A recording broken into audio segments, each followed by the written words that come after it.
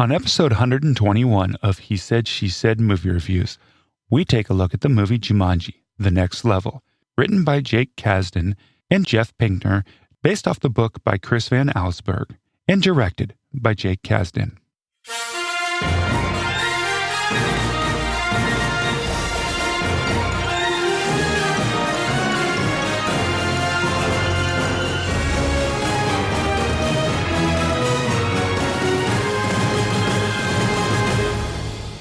Welcome to He Said, She Said movie reviews.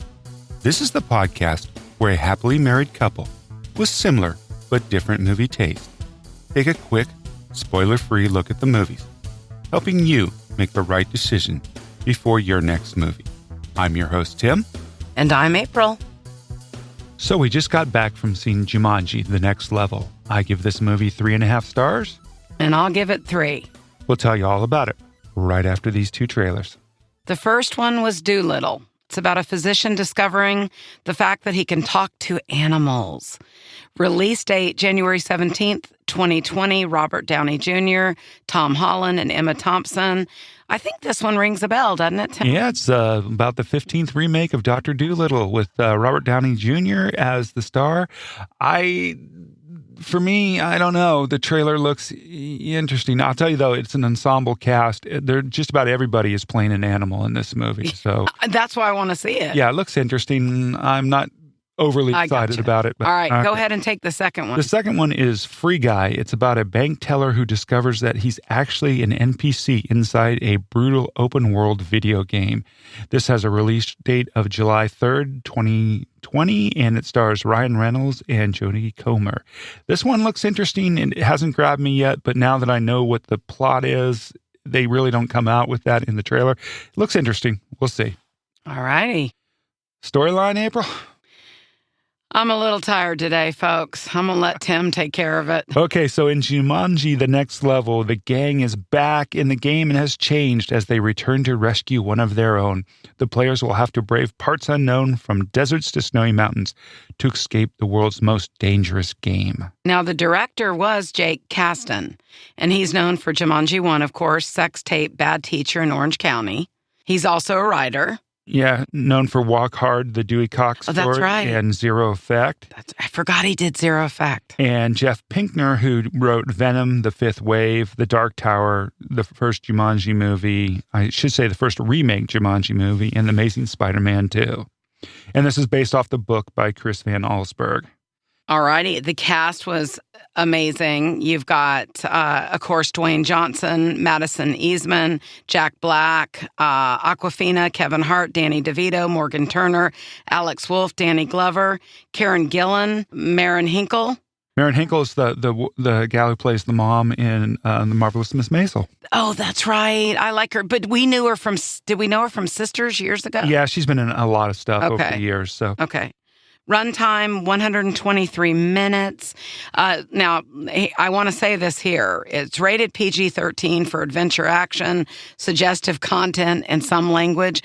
Let me just tell you right now, a lot of bad language, and it is not a movie appropriate for kids. Yeah, I was really surprised when we walked in there to the theater how many kids under the age of 10 were in there.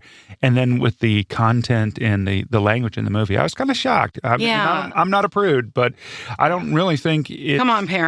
Yeah, this is not a movie appropriate for kids under the age of 10, for sure. I don't want to get going, but again, a parent, you're not a friend. You're a parent. Come on. Okay? I mean, we saw an enormous amount of children that didn't belong there. So that's why we're saying that. Okay, so this movie has a theme about friendship. It's kind of a buddy flick and how working together you can solve problems. That's very true. I love that. I want to just say, obviously, Danny DeVito, Danny Glover, love seeing that. Tim and I, obviously grew up. They were movie stars that we enjoyed, but I loved seeing their friendship as well as Kevin Hart in The Rock. Yeah, Danny DeVito, for me, he'll always be the Penguin from Batman. So I'm just saying. We love him. I thought the direction in this movie was fine. Nothing spectacular stand out about it. The score, man, I love the score in this movie. It had the drums. The drums, every time the Jumanji music started, you knew something was happening. And it just had that epic movie score to it. So, and the cinematography was beautiful. It was well shot. I mean, it was just beautiful. Just like the production design, Tim. It made you believe Jumanji was real. No, yeah, absolutely. I thought it was a beautiful movie, right? Yes, it was. So it was. Well shot. Special effects, well, this is where the movie shines. The movie is a special effect. Everything from start to finish. It really shines here. Great special effects, great CGI. The action sequences were fantastic. Yeah, once they enter Jumanji, it's all action, so it's a nonstop movie, which goes back to the pace. I thought the movie kind of started slow. I agree with that. The stuff in New York and building up to getting into the video game, but you had to build some relationships. You had to establish the characters, so I get it. But once they enter the game and get into Jumanji, it's nonstop action. And as far as dialogue, the last few movies we reviewed where they lacked, this one shines. There were some great lines. Oh, yeah. I thought, once again, the chemistry between Kevin Hart and Dwayne Johnson was fantastic. The dialogue, the back and forth between those two. But also the same thing with Danny DeVito and Danny Glover. It was great. As April was already saying, it was great to see those two in a movie again. And the chemistry between them, it really came across. So yeah, and I want to say, too, I thought, too, was just as the same, if not a little bit funnier than the first one, which doesn't always happen. In movies that go on and do 1, 2, 3, 4. And speaking about that, they certainly leave this movie open for Jumanji 3, the final level, or whatever they're going to call it, right? So, right. I mean, they definitely left it open. Well, and I enjoyed it. I think that, if you're going to go see a movie and you're going to join your kids, this would be the movie this holiday. Just again, not young kids. Yeah, I mean, kids older than 10, but I mean, like I said, there was some very inappropriate humor and jokes. They went on and on about a eunuch character and missing his balls. And I didn't even know why that was necessary. But you know what? We laughed. The point is... As an adult, it was hilarious. Exactly.